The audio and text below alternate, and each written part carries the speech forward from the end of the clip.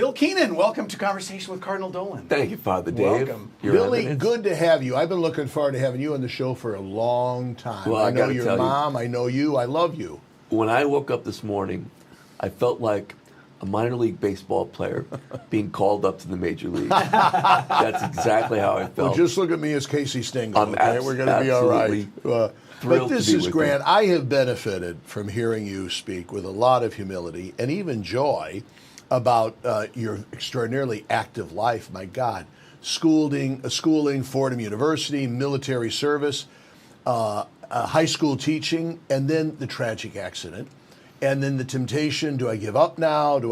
Would you mind? Because that's really, Billy, the reason. Not only do I enjoy your company, but I was so inspired by your story.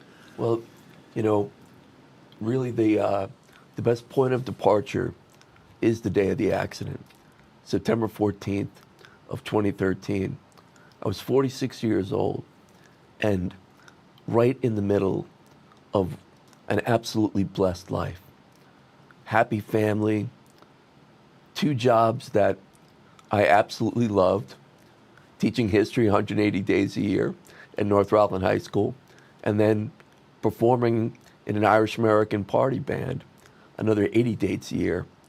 So I was one of those lucky, rare individuals who was able to turn passion into profession.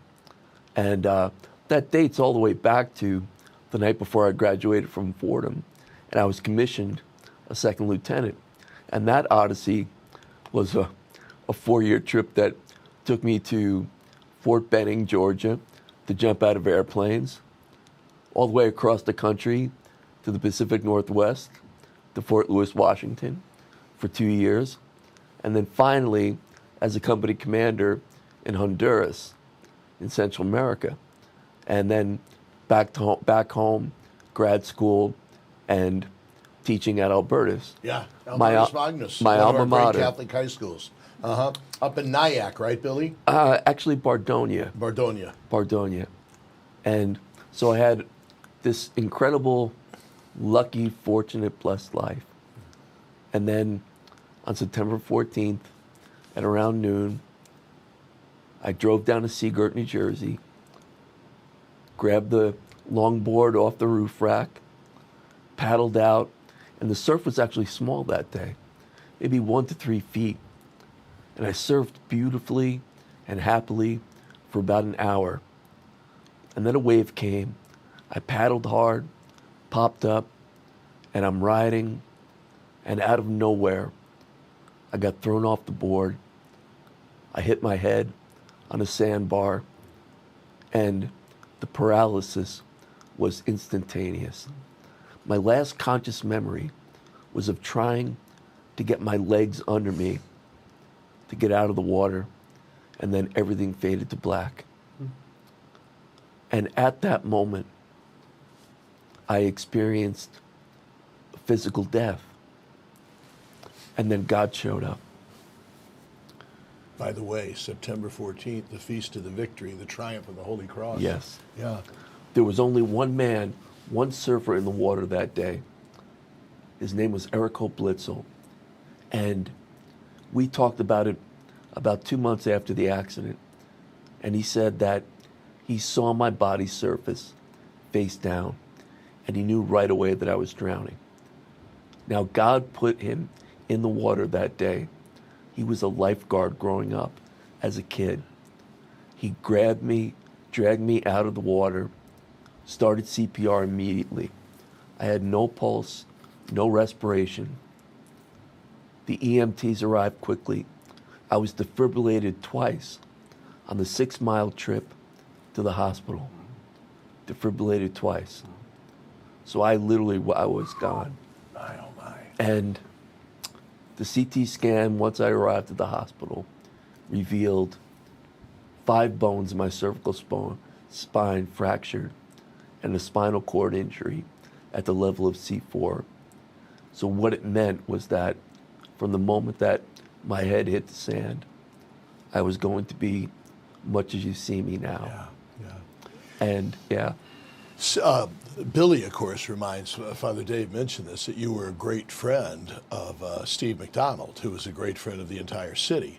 and you knew Steve and Patty Ann. He's been on the show before, Billy, and a story similar to yours. He took 3 bullets in the back in the line of Yes. duty. And yet, through some darkness, as you just spoke about, not only physically, but emotionally and spiritually, he underwent a real resurrection, didn't he? In union with Jesus. Absolutely. And became, I use the word purposely, became a great apostle to this entire community. Reconciliation, peace, resignation to God's will, speaking to young people in inspirational ways.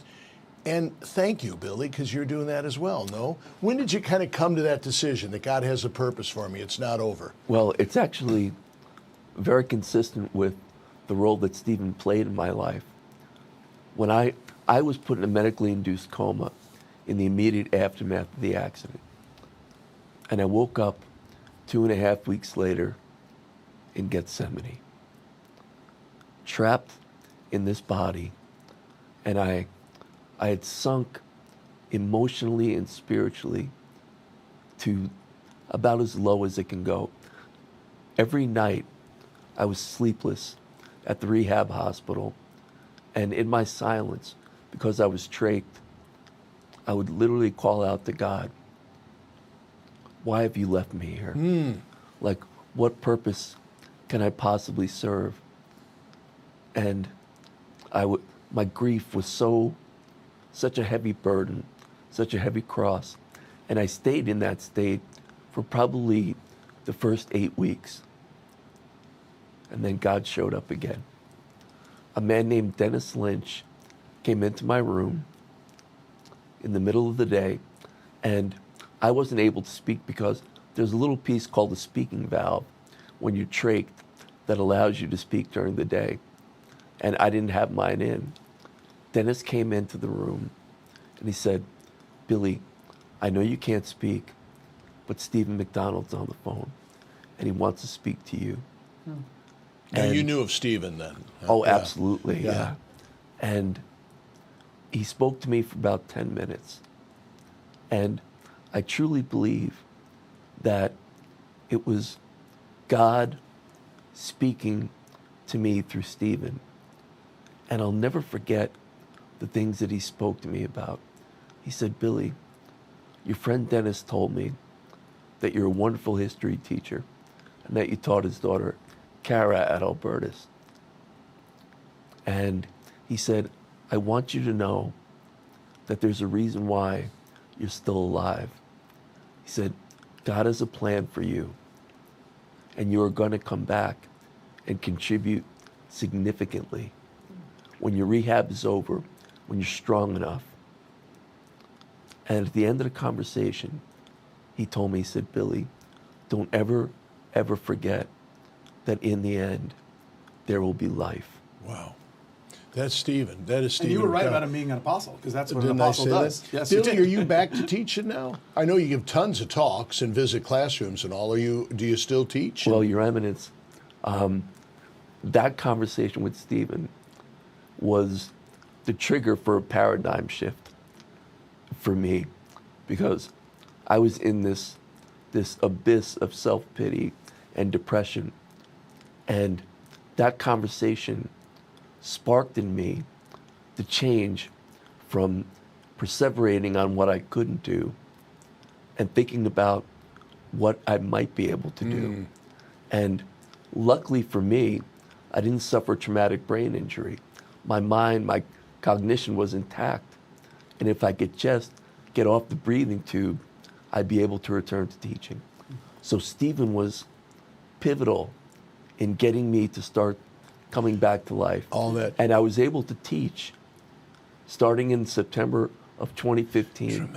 My Lord, just so, 2 years. look at that, just 2 years after, yeah. 2 years after injury. Yeah. And it really was, in a very small, individual, humble way, a resurrection. Because that going back to teach brought me back to life. Wow. And now you still teaching history? Well, in March of 2017, I fell very ill, and my doctors prevailed upon me. They actually ganged up on me in the hospital, and they said, Billy, you've pushed your body just about as far as it'll go. and we need you to retire. And so the one thing that brought me back to life was now taken from me. And it was a huge setback. But I took time to recover, and I reflected on the words of St. Teresa of Calcutta. She was being interviewed by a Western journalist. And the journalist said, Mother Teresa, what is it that you do on the streets of Calcutta every day? And she said, every day I go out looking for Jesus in all of his most distressing disguises. And I thought about that and reflected and prayed. And I said, you know what? I found communion with our Lord through my suffering. And even though I can't go out and teach 5 days a week, I can go out and speak and give witness at least 1 or 2 days a week. So in the beginning of the academic year of 2017, bolstered by the memory of Stephen's words, you have a role to play, there will be life. Wow. I started going out and speaking. And since he's passed, not that I'm worthy, because there will only ever be one Stephen. Yeah. But in my own way, I've tried to take up the mantle of his work and go out and share my story. And you're doing it, Billy. Take it from me. I say that not only as one who is very fond of you personally, but just objectively to watch you in action and to hear people comment on the power of your words and your witness. You've been phenomenal, and we need you very much. Joe, let's sign him up for our men's conference in the fall. Sure. Wouldn't Billy be good? What about the music? Can you do it? Are we all right, Father Dave? You got to yell at me if I'm going on too long, because Billy and I could talk to everyone. Are you doing any of the music? You used to do the 10 whistle. My grandpa did that. You see? Yeah. I played guitar, piano, electric bass, tin whistle, flute, and I sang in a 6-piece Irish-American party band.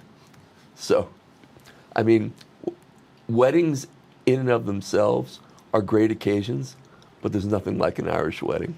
You're telling me. There's nothing like an Irish wedding. Yeah. And you were part of a lot of them. They are good times. What's this tape? Father Dave, you were holding it up. Billy Keenan and Friends. Believe. Uh-huh. Believe. So you actually do some, you're still able to do some singing? No, not anymore. It's, because of my paralysis, basically from the mid-chest down, it's pretty much gone. Okay. So to be able to sum it up. To be able to kind of the wind. The wind, yeah. Yeah. Well, you're sure doing a pretty good job talking. You can do radio talk and TV. You're just, you're singing a tin whistle. Well, would you come back? Oh, I would love to. I see Billy around a lot, and I just know he's very active in the Archdiocese and in the church and in spreading the faith, and we need you. You got immense credibility, Billy, and you're doing it. Steve McDonald was right. We're proud of you. Well, I just, from now until the end of my life, I just want to honor the sacrifices that so many people made on my behalf to help me come back to life. Are you going to come to Connor's wedding in August? Well, I don't know. Connor, invite Billy Keenan. I haven't to gotten your the invite yet. I got it. I'm honored to have it. So, come on. Say so. He's your plus one. It'll be an Irish wedding, Billy. You got to show up. That's right. That's right. Way to go. Billy Keenan, thank you so much. Father Dave, thank you so much for having me.